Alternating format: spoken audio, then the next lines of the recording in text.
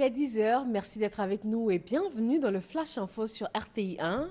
Le président gabonais Ali Bongo est attendu ce mercredi matin sur le sol ivoirien. Il va effectuer une visite de travail et d'amitié dans le pays du 26 au 27 novembre. Le chef d'État gabonais répond par cette visite d'État à l'invitation du président ivoirien Alassane Ouattara.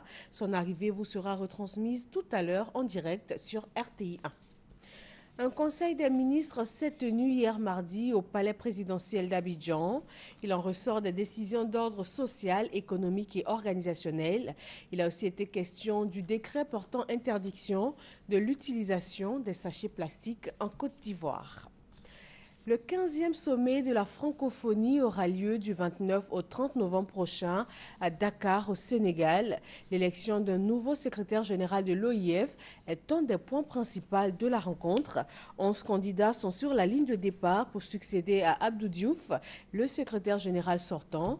Gabriel Zani revient sur les enjeux de ce 15e sommet de l'OIF.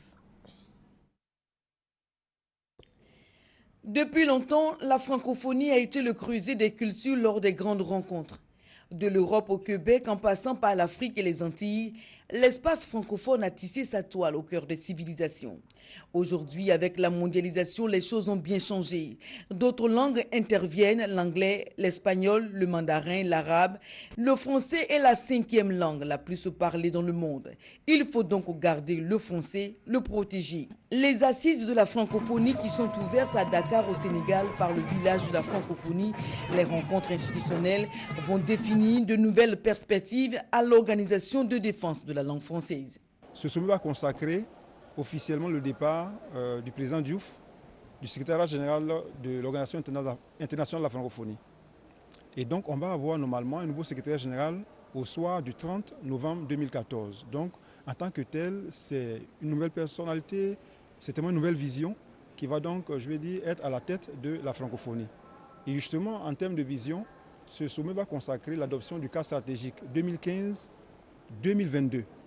Au-delà de l'aspect culturel mis en avant, l'OIF, avec les 57 pays qui la composent, veut être une organisation qui intègre désormais les questions économiques, d'où le thème retenu pour ce 15e sommet de Dakar. Le thème de ce sommet 2014 est Femmes, jeunes en francophonie, vecteurs de paix et de développement, permet donc de comprendre un peu la philosophie nouvelle de l'OIF, qui est de s'appuyer sur ces deux forces vives-là, de tout État, qui permet donc non seulement d'assurer la cohésion, la stabilité, mais également d'assurer un développement durable. Soutenir les jeunes et les femmes leviers d'un développement et d'un avenir certain pour la langue française est le nouveau défi de l'OIF. Pour cela, les institutions des pays francophones doivent impliquer la société civile. Les assises de Dakar vont donc définir une nouvelle stratégie en matière de développement économique et de politique de stabilité de l'espace francophone, surtout en Afrique, qui compte le plus de locuteurs francophones. Le Salon international Africa Web Festival va refermer ses portes aujourd'hui. Il s'est ouvert ce lundi 24 novembre. Il s'agit d'une plateforme d'échange sur le numérique et les TIC entre les experts et les étudiants. L'importance de la migration de l'analogique vers le numérique est un des enjeux majeurs de l'événement. Le chef du parti anti-islamiste tunisien Nida Tounes, Béji Caïd Essebsi, est arrivé en tête de la présidentielle de dimanche en Tunisie. Il a remporté 39,46% des suffrages devant le président sortant Monsef Marzouki avec 33,43%. Le duel va être donc plus serré que prévu entre les deux hommes. Les autres candidats sont loin derrière, le score le plus important ne dépassant pas les 8%.